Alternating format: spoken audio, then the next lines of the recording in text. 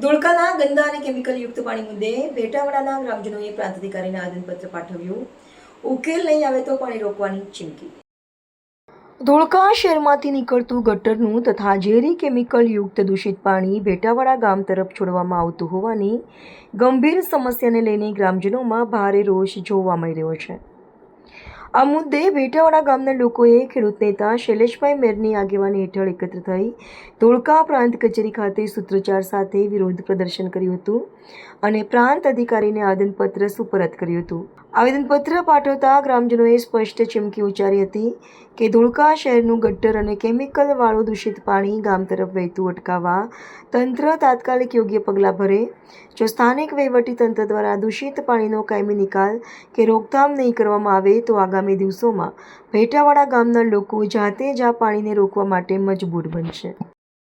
ભેટાવાડા ગામનો જ્યારે હું સોશિયલ મીડિયામાં પ્રશ્ન જોતો હતો કે જેવી રીતે ઘણા ગામનો પ્રશ્ન છે તેવી જ રીતે આ ભેટાવાડા ગામનો પણ પ્રશ્ન છે. મને જ્યારે પણ આપણો સમાજ દુઃખી થતો હોય તો 100% મને પણ દુઃખ થતું હોય કે આવો અત્યાચાર મારા સમાજ ઉપર જ કેમ, મારા ખેડૂત ઉપર જ કેમ? અત્યાર સુધી કોઈ ઉદ્યોગપતિઓને કોઈ તકલીફ પડતી નથી. આખા ગુજરાતની અંદર જો સૌથી વધારે પીડાતો સમાજ હોય તો આપણો એ ખેડૂત સમાજ છે. તમે જોતા હોય, તમે અત્યારે ક્યાંય પણ નીકળો એટલે તમને દબાવવાની વાત કરશે. આપણા જ સમાજના આગેવાનો તમને એમ કહેશે કે આવું ના કરાય તો પોલીસ વાળા લઈ જાય, પોલીસ વાળા મારે. આવો આપણને ડર બેસાડી દેવામાં આવ્યો છે, પણ હકીકતમાં એવું કંઈ હોતું નથી.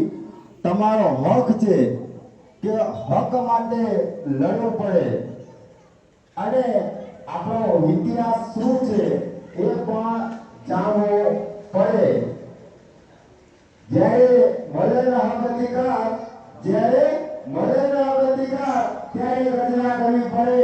જ્યારે મળેલા હક અધિકાર ત્યારે રચના કરવી પડે, નહીં તો આખી જિંદગી યાચના કરવી પડે, આખી જિંદગી યાચના કરવી પડે. કારણ કે આપણે આપણો અધિકાર જોતો હશે તો એના માટે અવાજ ઉઠાવવો પડશે. કારણ કે આ તાનાશાહી સરકારમાં માંગવાથી કંઈ મળવાનું નથી. તમારે એને જુદવતા શીખવવું પડશે. એટલે આપણો સમય આવી જશે. આજ તમે જોતા હોય કે આજે આપણા ફળિયાની અંદર કદાચ જો કોઈ પાણી પણ જોડી દીધું હોય ને તો અત્યારે તમે બાજવા જતા હોય, પણ જ્યારે સરકારની વાત આવે ત્યારે તમે ચૂપ થઈ જાઓ. કેમ? ત્યારે બાજવા ના જવાય, એ આપણને જેલમાં પૂરી દે. એટલે ક્યાંક ને ક્યાંક આપણને ડરાવી દીધેલો છે. એટલે અમારું તો એક કામ છે કે સમાજને જાગૃત કરવો, સમાજ વ્યસનમુક્ત થાય, સમાજ શિક્ષણમાં આગળ વધે અને સમાજ બહાદુર નિર્ણય બને.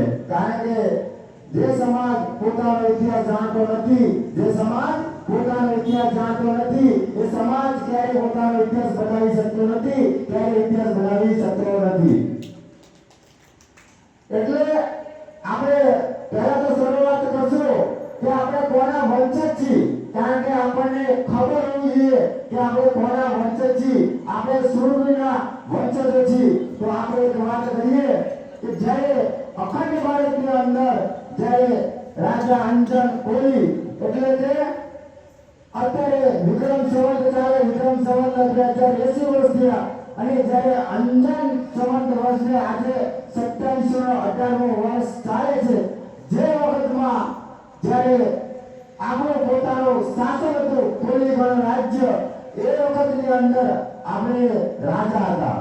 રાજા અંજનના પુત્રી મહામાયા દેવી કોલી અને મહામાયા દેવી કોલીના પુત્ર ભગવાન બુદ્ધ. જ્યારે નરેન્દ્ર મોદી પણ જ્યારે ભારત દેશની બહાર જાય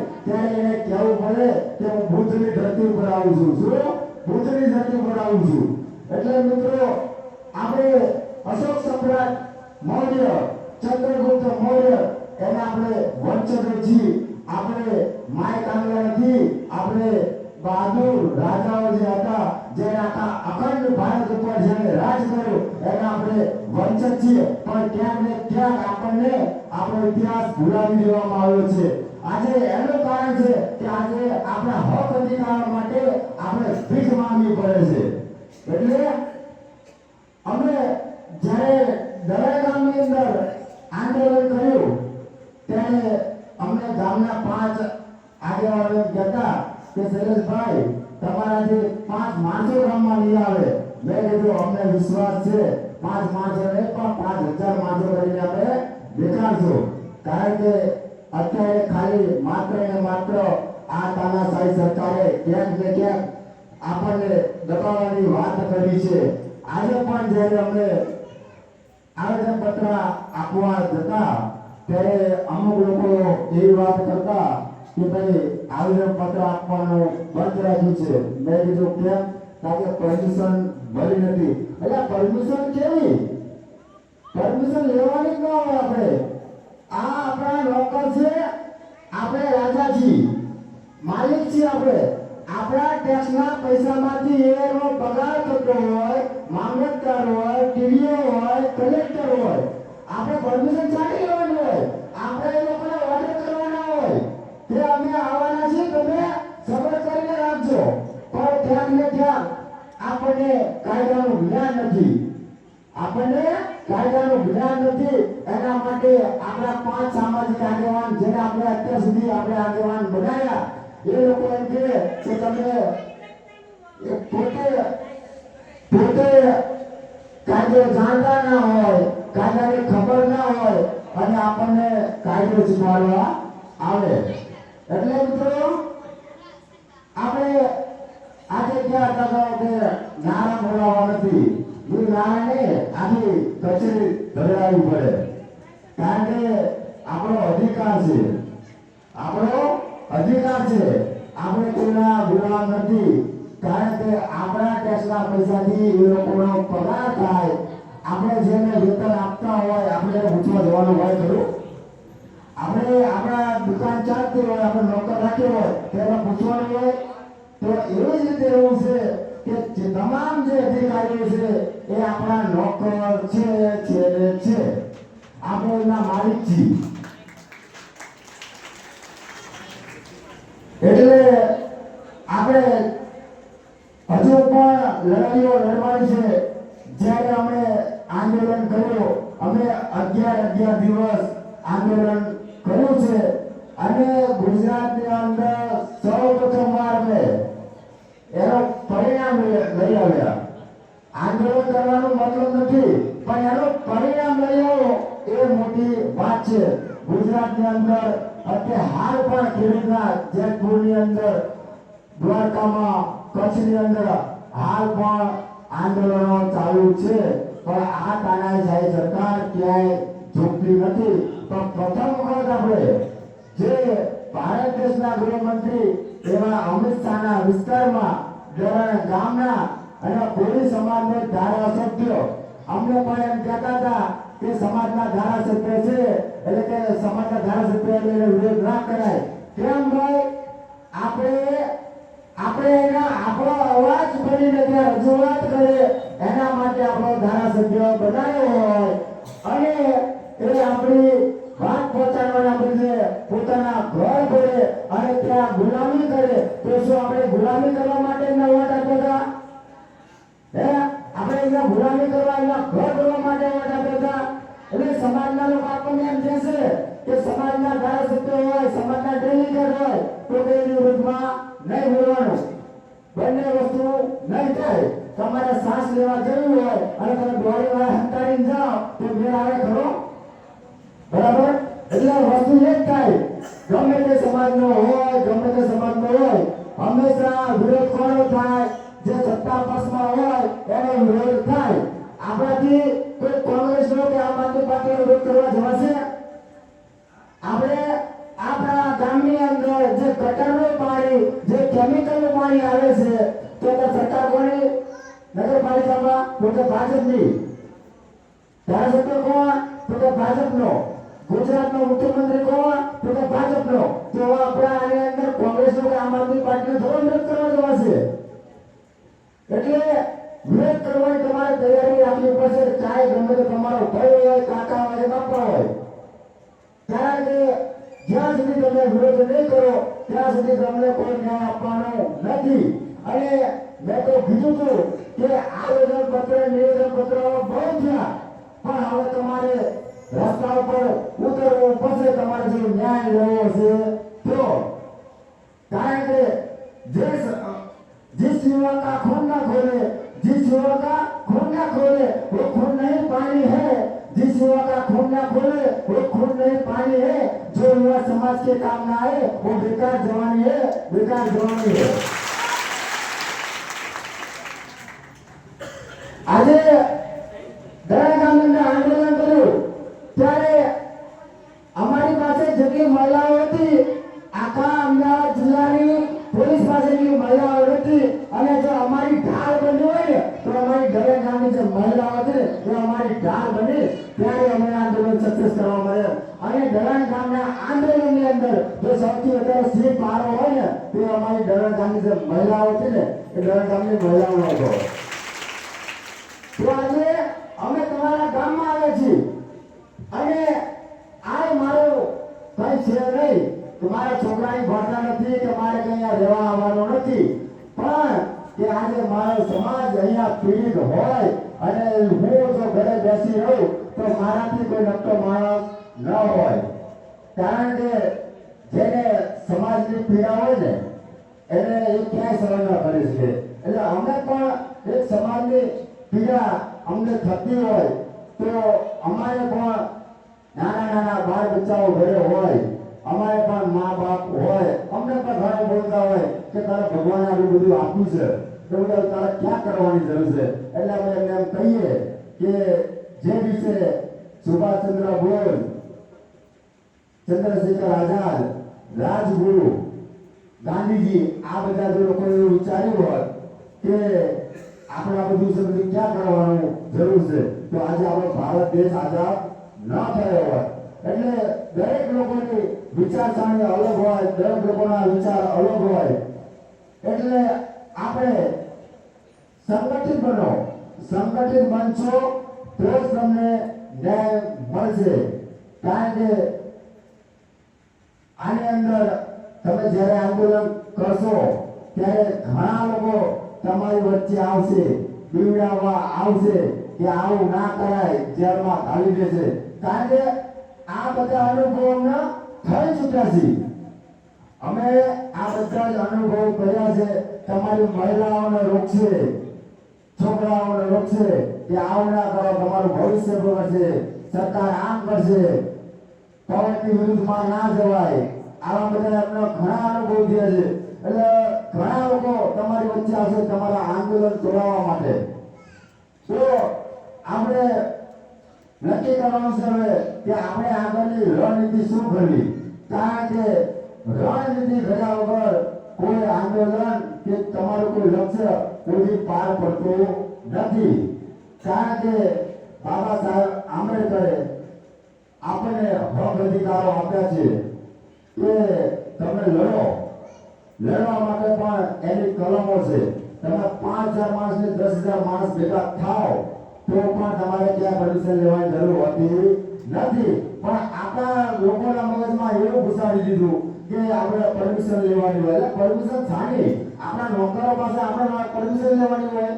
આપણે માલિક છીએ, એ આપણા નોકર છે તો નોકર થોડી પરમિશન લેવાની હોય. એટલે હું તો એમ કહેવા માંગુ છું, ગામની અંદર ઘણા વાદ વિવાદો હશે, એકાબીજી બોલતા હશે, નહીં બોલતા હોય, પણ એ બધું ભૂલાવી અને ગામના દરેક લોકો એક થઈ, કોઈ સમાજ નહીં, મારો સમાજ ખેડૂત સમાજ, મારો સમાજ ખેડૂત સમાજ, એટલે ખેડૂત સમાજની અંદર બધો સમાજ આવી જાય. એના માટે આપણે રણનીતિ વ્યવસ્થિત કરી 2 દિવસની અંદર આપણે કઈ રીતે આંદોલન કરવું અને મહિલાઓની પણ આપણે ખાસ જરૂર પડશે. કારણ કે મહિલાઓ જ હંમેશા આગળ હોય. કારણ કે જ્યારે આપણી પાસે મહિલાઓ છે એ લોકો પોલીસ જવાની તાકાત નથી કે જેટલી આપણી મહિલાઓ છે એટલી આખા અમદાવાદ જિલ્લા પાસે મહિલા પોલીસ નહીં હોય, કારણ કે અમે તો ગુજરાતની અંદર એક રેકોર્ડ બનાવ્યો. જ્યારે હું 11મા દિવસે આંદોલન પૂરું કરીને ઘરે આવતો હતો, આ લોકોથી જે ખેડૂતોની જીત થઈ એ લોકોને પચન ના થયું, એમને હજમ ના થયું કે આજે નાની ઉંમરનો આટલો છોકરો જે એને કોઈ ઓળખતું નતું, એને કોઈ પણ જાતનો સપોર્ટ વગર કોઈ રાજકીય પાર્ટીમાં નથી, છતાં પણ એ ખેડૂતોની ટૂંક સમયની અંદર જીત લઈ આવ્યા. તો એમના હજમ ના થયું. ત્યારબાદ મારી ઉપર કરી મારી ઉપર હુમલો કરવામાં આવ્યો. ત્યારે પણ હું મીડિયામાં બોલ્યો હતો, તમે જેટલું પણ મને દબાવવાની કોશિશ કરશો હું એની ડબલ તાકાતથી તમારી સામે લડવાનો છું. એટલે આપણે નક્કી કરશું કઈ રીતે આંદોલન કરવું. આ પીડા ખાલી આપણે ભેટાવાળા ગામની એટલી નથી, આજુબાજુના ગામમાં પણ આ પીડા છે. કારણ કે આજે આપણા દીકરાને કદાચ કોક છે ને એટલે કોઈ મારી ગયું હોય ને તો એની માં છે ને આપણે બાજુમાં જાય ને, આ પોતાના દીકરા કોક મારી ગયું હોય સ્કૂલની અંદર તો એની માં જાય બાજુમાં. તો આજે આપણા દીકરાઓના સ્વાસ્થ્ય સાથે ચેડા કરી રહ્યું. ચેડા કોણ કરે છે? આ પ્રશાસન. પ્રશાસન કોણ ચલાવે? સરકાર. સરકાર કોણ? ભાજપ. તો આપણે વિરોધ કોનો કરવાનો? ભાજપનો કરવાનો. તમે ભાજપનો વિરોધ નહીં કરો તો સત્ય નથી. હું સ્પષ્ટ વક્તા છું. મને સમાજને હારું લગાડ્યું અને એવું બોલ્યું એ મને ગમતું નથી. કારણ કે કોઈ પણ રોગ થયો હોય તો એના કર્મી દવા દેવી હોય, એની મીઠી દવા દો તો રોગ માટે કરો ના માટે. મને ખબર છે કે આ ગામની અંદર ઘણા ભાજપના આગેવાનો છે, ઘણા કોંગ્રેસના છે, આમ આદમી પાર્ટીના છે. આ જ વસ્તુ અમારે દરેક ગામમાં પણ હતું. કારણ કે આજથી 3 મહિના પહેલા ચૂંટણી ત્યાં ગઈ ડેલિગેટની, એમાં 800 વોટ ભાજપના ગયા હતા, 900 વોટ કોંગ્રેસમાં ગયા હતા. તો 800 મારા ભાજપનો તો ખરો ગામમાં. આ ગામમાં પણ હોય તો આપણે નાત જાતના કે પાર્ટીના વાળા બોલાવી આપણે આપણા માટે લડવાનું છે. આપણા હક અધિકાર માટે લડવાનું છે. તો પોતાના હક અધિકાર માટે લડવા માટે દરેક લોકોએ સંગઠિત થવું પડશે.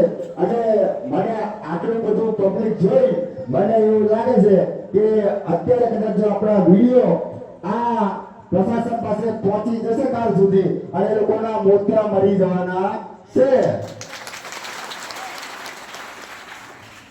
કારણ કે જે આપણી તાકાત છે ને એ સંગઠનની તાકાત હોય. હું એકલો જઈશ તો મને પણ મારી બેસાડી દેવાના છે, તમે 10 જણા જશો તો તમને પણ મારી બેસાડી દેવાના છે. પણ જો આપણે મોટી સંખ્યામાં માણસો છો, કાયદાની ભાષામાં લડશું તો કોઈના બાપની તાકાત નથી કે આપણને કોઈ પણ એક આંગળી અડાડી શકે.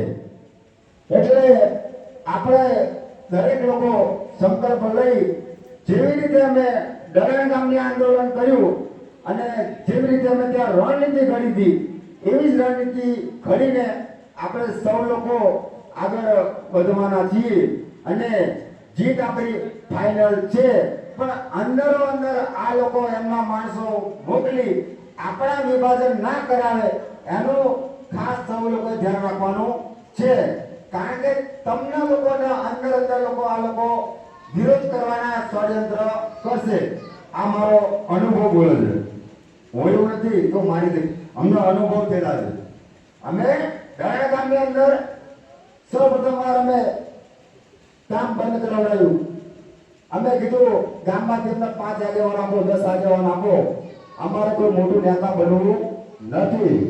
કારણ કે અમે તો સમાજ સેવા કરવા નીકળેલા માણસો છીએ. અમારે ક્યાંય ફેમસ થવું નથી. અમે સમાજ એ જ ગામના જે ગામને અમને 5 આગેવાનો આપ્યા એ 5 આગેવાનો મારે ઘરે કામ હતું, હું જીવ્યો નહીં અને લોકો રાત્રે મીટિંગ કરી તો ભાજપના કોઈ માણસો એવું કીધું કે કલેક્ટર સાહેબે બોલા